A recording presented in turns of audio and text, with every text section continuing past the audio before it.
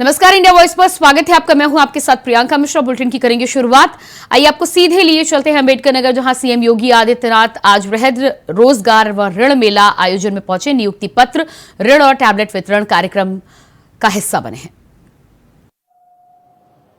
पावन धरा पर आने का अवसर प्राप्त हुआ है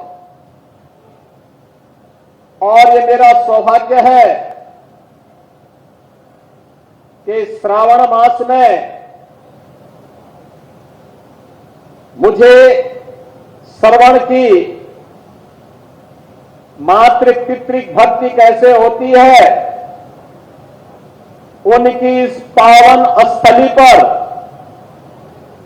अम्बेडकर नगर जनपद के युवाओं के साथ संवाद का एक अवसर प्राप्त हुआ है। मैं इस अवसर पर इस पावन धरा को नमन करते हुए यहां के अन्नदाता किसानों, जिनकी मेहनत से प्रदेश और देश का पेट पलता है, जिन किसानों के अथक प्रयास से खाद्यान्न के भारत के लक्ष्य को पूरा करने में उत्तर प्रदेश सफल हो पाता है, उद्यमियों का, व्यापारियों का, नौजवानों का, समाज के प्रत्येक तबके के उन सभी नागरिकों का हृदय से अभिनंदन करते हुए आज मैं अपने इन युवाओं के साथ संवाद करने के लिए विशेष रूप से अम्बेडकर नगर जनपद में आया हूं। बहनों और भाइयों, आज यहां पर अनेक कार्यक्रम हो रहे हैं। इस कार्यक्रम में अभी मैं यहां आने के पहले, मंच पर आने के पहले, मैंने यहां पे ऋण मेला के आयोजन को भी देखा। फिर 46 कंपनियों के द्वारा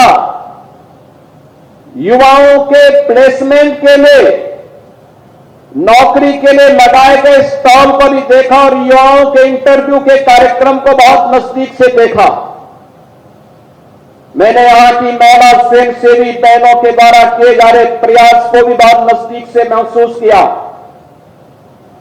मैंने यहां के उद्यमियों के द्वारा अम्बेडकर नगर, जो आज से 7 वर्ष पहले माफिया और अपराधियों के कारण अपनी पहचान को समाप्त कर रहा था, इस जनपद में नए उद्योग आ रहे हैं। इस कार्य को, उद्यमियों के प्रयास को ही मैंने देखा और फिर मुझे अपने युवाओं को टैबलेट देने का और जॉब पत्र देने का भी अवसर, नियुक्ति पत्र देने का भी अवसर प्राप्त हुआ है।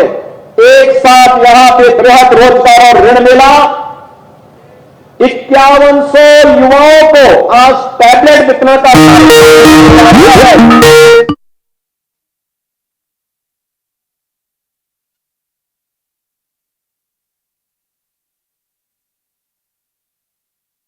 श्री योगी आदित्यनाथ को वृहद रोजगार मेला में इस समय हिस्सा ले रहे हैं। नियुक्ति पत्र, ऋण और टैबलेट वितरण कार्यक्रम में तमाम मेधावी प्रतिभागियों को नियुक्ति पत्र वितरण करते हुए उसका लाभ अम्बेडकर नगर जनपद को सीधे सीधे मिलने वाला है। दो एक्सप्रेस हाईवे, एक एक्सप्रेस हाईवे पूर्वांचल का और दूसरा गोरखपुर लिंक एक्सप्रेस वे, ये दोनों भी अम्बेडकर नगर जनपद से होकर के जा रहे हैं। और इसके बाद बात करेंगे अगली खबर को लेकर। लखनऊ से अगली खबर सामने आ रही है। अखिलेश यादव ने बीजेपी पर बोला हमला, शिक्षक भर्ती को लेकर साधा निशाना। भाजपाई भ्रष्टाचार की शिकार हुई शिक्षक भर्ती, नए सिरे से न्यायपूर्ण नई सूची बनाई जाए।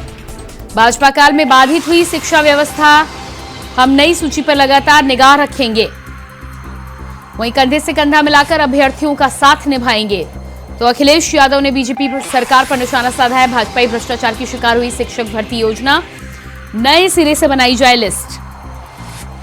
साथ ही साथ अखिलेश यादव ने ट्वीट कर कहा है कि नई सूची पर पूरी तरह से निगाह रखेंगे, कंधे से कंधा मिलाकर अभ्यर्थियों का साथ निभाएंगे।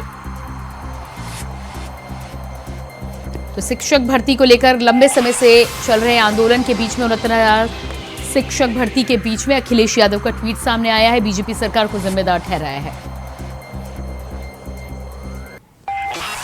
नए सिरे से हो सूची का निर्धारण, भाजपा काल में बाधित हुई शिक्षा व्यवस्था। तो अखिलेश यादव ने बीजेपी सरकार पर यह आरोप लगाया है, नई सूची पर लगातार निगाह रखेंगे। इस बात को लेकर अखिलेश ने यूपी में अल्टीमेटम भी दिया है सरकार को, कंधे से कंधा मिलाकर अभ्यर्थियों का साथ निभाएंगे। तो आपको बता दें, लगातार 69,000 शिक्षक भर्ती को लेकर लखनऊ में जगह जगह शिक्षकों के द्वारा आंदोलन जारी है। ऐसे में आरक्षण को लेकर लंबे समय से जो भर्तियां अटकी हुई थी, उनको लेकर शिक्षकों का कहना है कि उन्हें पूर्ण रूप से बहाल किया जाए। लेकिन कोर्ट और सरकार के मामले में अभी भी तमाम ऐसे शिक्षक हैं जिनकी पूरी तौर पर पेपर्स के साथ भर्ती होना बाकी है, जिसको लेकर लंबे समय से आंदोलन चल रहा है। लेकिन ये मामला अभी हल होने का नाम नहीं ले रहा।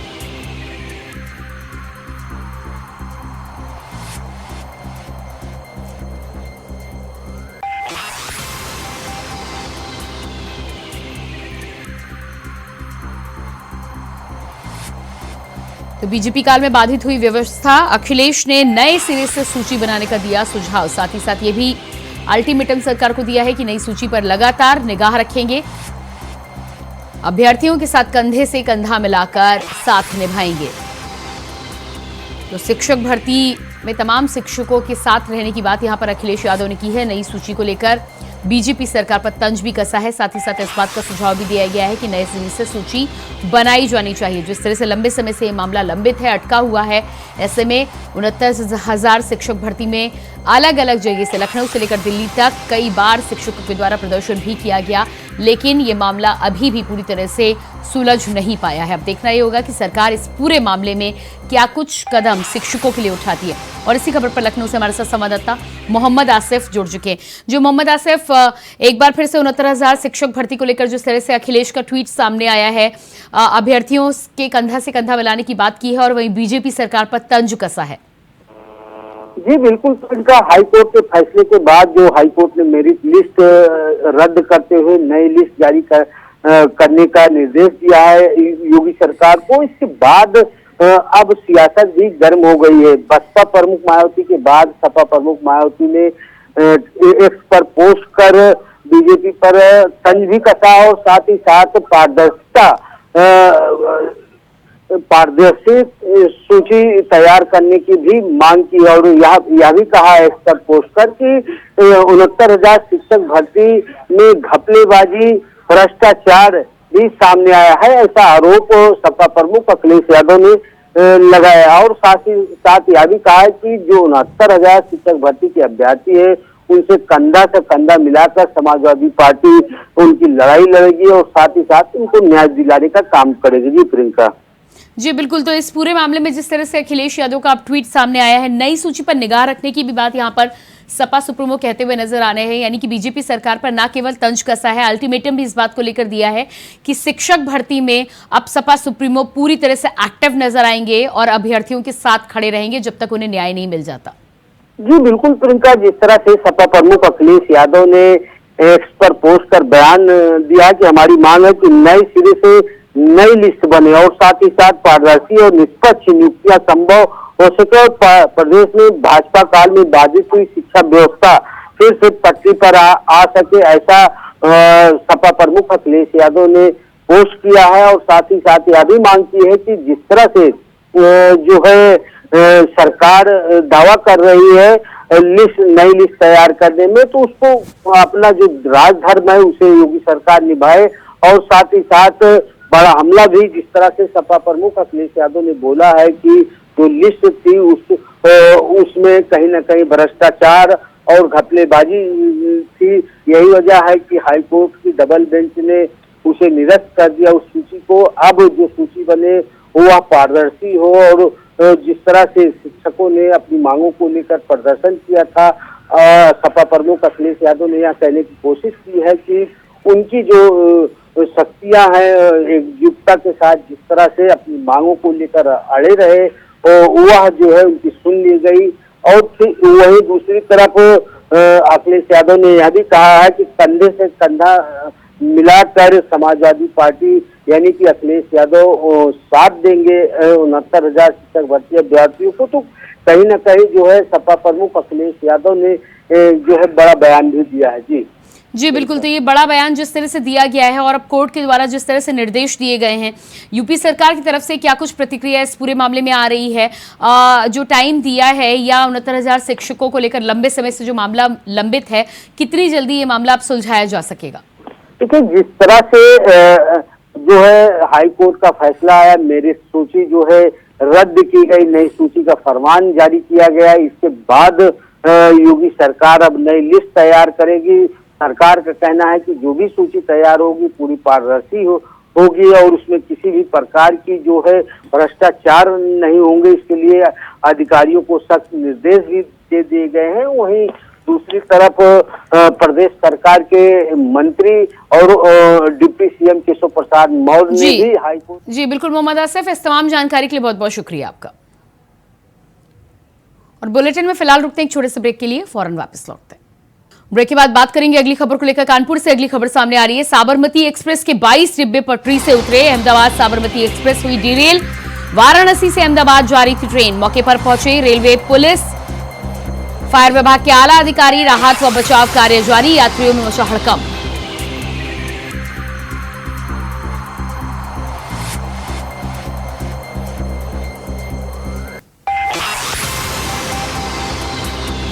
कानपुर में साबरमती एक्सप्रेस की कई डिब्बे पटरी से उतरे हैं। तस्वीरें आप देख पा रहे हैं। एक बार फिर से पटरी से गाड़ी हुई डिरेल। हालांकि इस पूरे मामले में किसी के भी हताहत होने की सूचना नहीं निकलकर सामने आई है। तस्वीरें आपने देखी हैं कि कहीं ना कहीं बड़ा हादसा होने से यहाँ पर बच गया, लेकिन अहमदाबाद साबरमती एक्सप्रेस के कई डिब्बे पटरी से डिरेल हुए हैं। वाराणसी से अहमदाबाद जा रही थी ट्रेन।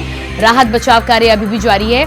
किसी भी जान माल के नुकसान की अभी तक खबर इसमें सामने नहीं आई है। 22 डिब्बे पटरी से उतरे हैं। बड़ी घटना हो सकती थी, बड़ा हादसा हो सकता था, लेकिन शुक्र इस बात का है कि इस पूरी घटना में अभी तक जान माल के नुकसान को लेकर कोई खबर नहीं आ रही। राहत बचाव कार्य लगातार जारी है। आला अधिकारी मौके पर पहुंच चुके हैं। तस्वीरें आप देख पा रहे हैं। लगातार इस पूरे मामले में जिस तरह से घटनाएं, रेल की पटरी से उतरने को लेकर घटनाएं लगातार हो रही हैं, ऐसे में कई बार इस बात को लेकर भी जानकारी सामने आ चुकी है कि पटरियों को लेकर पूरी तरह से जांच की प्रक्रिया की शुरुआत की जाएगी।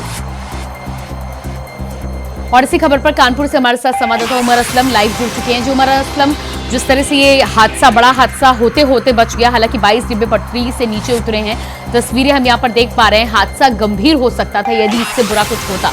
क्या कुछ स्थिति फिलहाल है? राहत बचाव कार्य को लेकर क्या कुछ जानकारी है? ये सबसे पहले आपको बता दूं कि जो पूरी घटना है वो कानपुर के गोविंदपुर रेलवे स्टेशन पे थोड़ी ही दूर पर हुई है और ये तकरीबन सुबह 2:30 से 3 बजे के बीच का ये पूरा मामला है। और जो साबरमती एक्सप्रेस है वो वाराणसी से साबरमती जा रही थी और इस दौरान जब यहाँ पर गोविंदपुरी पुल के पास ये गाड़ी पहुंचती है, लगभग 80 से 90 स्पीड बताई जा रही है। और इसी दौरान जो है ये जो 22 डिब्बे होते हैं वो ड्रेल हो जाते हैं, जिसके बाद कहीं ना कहीं यात्रियों में हड़कंप मच जाता है। और तत्काल प्रभाव से कुछ ही देर में वहां पर मौके पर पुलिस और आरपीएफ के अलावा अग्निशमन के भी अधिकारी पहुंच जाते हैं। लगभग सभी आला अधिकारी जो है शहर के वो पहुंच जाते हैं और मौका मुआयना करते हैं। और गनीमत इस पूरी घटना में ये रही है कि किसी भी तरह की कोई जनहानि नहीं हुई है, ना ही किसी को चोटें आई हैं। तो ऐसे में कहीं ना कहीं सवाल ये उठता है कि लगातार जो घटनाएं हैं वो बढ़ रही है ट्रेन की। और इसमें सबसे अहम चीज ये है कि जो रेल मंत्री है उनका भी बयान सामने आया है, जिसमें उन्होंने कहा है कि ये साजिश लग रही है, क्योंकि जो ट्रेन ड्राइवर था उसने भी कहीं ना कहीं शंका जाहिर की थी कि जब ये हादसा हुआ है उस वक्त कोई चीज ट्रेन से टकराई थी, जिसके बाद ये जो हादसा है वो सामने आया है। तो ऐसे में जो एजेंसियां हैं, जो टीमें हैं, कई जो मामले हैं पूरे मामले को लेकर जांच करेंगी और जांच के बाद ही चीजें साफ हो पाएंगी कि आखिर क्या वजह रही जो ट्रेन जो है ड्रेल हो गई और इस तरह का पूरा जो हादसा है वो सामने आया है। तो ऐसे में कई अधिकारी भी मौके पहुंचे हैं, एनडीआरएफ की टीम भी है और जो वहां पर यात्री थे उन सबको दूसरी गाड़ी से जो भेज दिया गया है। लेकिन कहीं ना कहीं यात्रियों में एक दहशत का माहौल था। कोई भी ट्रेन पर जो ट्रेन आई थी लोकल उस पर जी बैठने बिल्कुल, तैयार मोहम्मद नहीं असलम, है। तो दहशत का एक तरफ माहौल था, दूसरी तरफ ट्रेन जाहिर सी बात है पटरी से उतरी है तो बाकी ट्रेनें भी इससे बहुत प्रभावित हुई होंगी। इस समय बाकी यात्रियों को लेकर, आवाजाही को लेकर क्या कुछ स्थिति कानपुर स्टेशन पर देखने को मिल रही है, और खासतौर से जो यात्री सफर कर रहे हैं वो किस तरह का इस समय माहौल महसूस कर रहे हैं?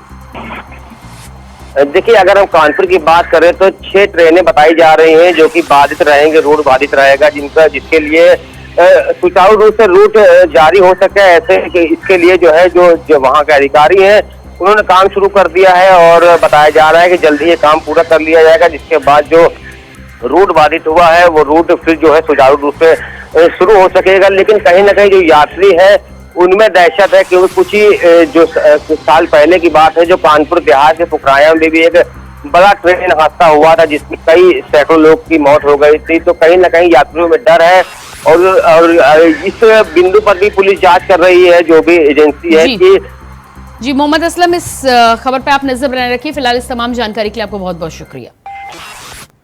और इसके बाद बात करेंगे कोलकाता की। कोलकाता आरजी कर मेडिकल कॉलेज अस्पताल में घटित बलात्कार हत्याकांड मामले के खिलाफ लगातार देश भर में प्रदर्शन जारी है। अलग अलग जगहों पर लोग विरोध जता रहे हैं, तो वहीं इसको लेकर किसने क्या कुछ कहा, आपको सुनवाते हैं। इन्वेस्टिगेशन कर रही है, हम तो इन्वेस्टिगेशन, हमें लगता है कि इन्वेस्टिगेशन पर हमें भरोसा करना चाहिए।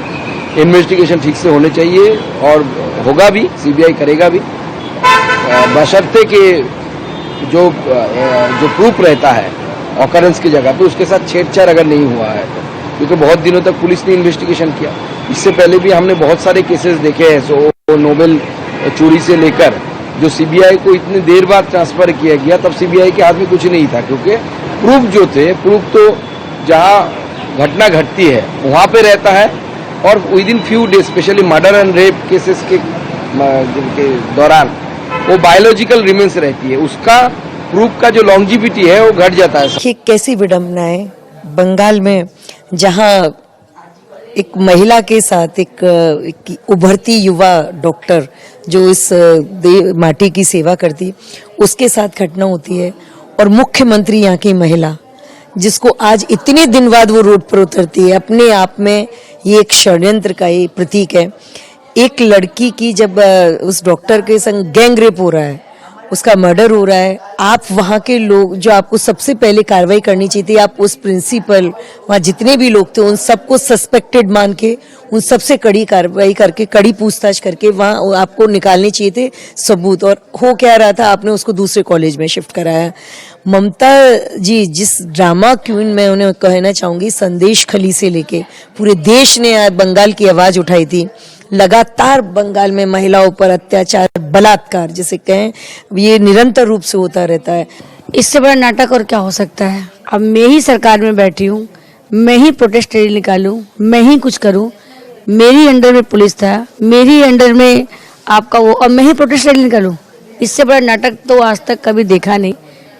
एक लड़की का मामला है, महिला मुख्यमंत्री है, नैतिक जिम्मेदारी लेते हुए इस्तीफा देना चाहिए और प्रोटेस्ट नहीं करना चाहिए। अच्छे से इन्वेस्टिगेशन करके, चाहे 5 लोग हो, 10 लोग हो, सबको।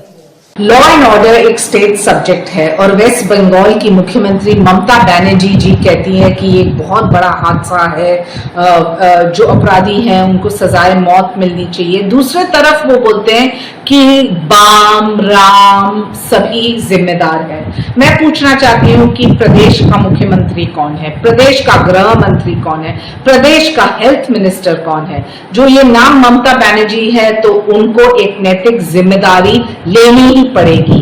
जो रैम्पेज और वैंडलिज्म हमने देखा आरजी कर मेडिकल कॉलेज में, उससे एक चीज स्पष्ट है कि जो भी सबूत वहां मौजूद था, इसके साथ खिलवाड़ हुआ है। और उसके बाद आइए आपको सीधे लिए चलते। प्रधानमंत्री नरेंद्र मोदी इस समय voice of global south summit कार्यक्रम में हिस्सा ले रहे हैं। क्या कुछ कह रहे हैं, आपको सुनाते हैं।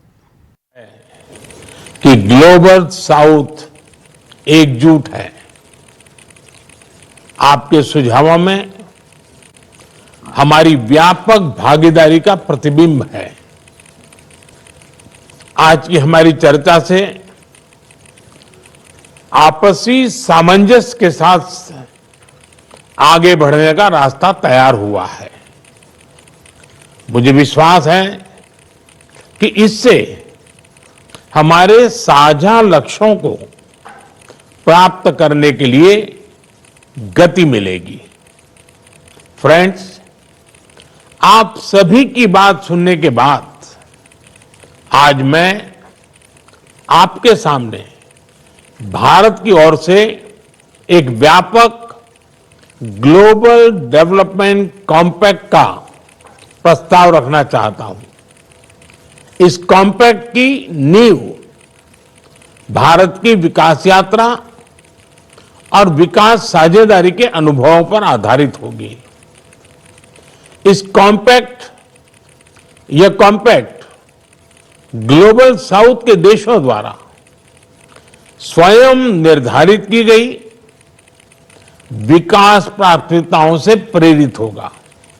यह ह्यूमन सेंट्रिक होगा और विकास के लिए मल्टी डायमेंशनल होगा और मल्टी सेक्टोरल अप्रोच को आगे बढ़ाएगा। यह डेवलपमेंट फाइनेंस के नाम पर जरूरतमंद देशों को कर्ज तले नहीं दबाएगा। यह पार्टनर देशों के संतुलित और सतत विकास में सहयोग देगा। फ्रेंड्स, इस डेवलपमेंट कॉम्पैक्ट के तरह हम trade for development, capacity building for sustainable growth, technology sharing, project specific concessional finance और ग्रांट्स इस पर फोकस करेंगे। ट्रेड प्रमोशन एक्टिविटीज को बल देने के लिए भारत $2.5 मिलियन के तो आप सुन पा रहे थे प्रधानमंत्री नरेंद्र मोदी को voice of global south summit कार्यक्रम में इस समय संबोधित कर रहे थे। और इसी के साथ फिलहाल इस बुलेटिन में इतना ही। खबरों का सिलसिला जारी रहेगा। नमस्कार।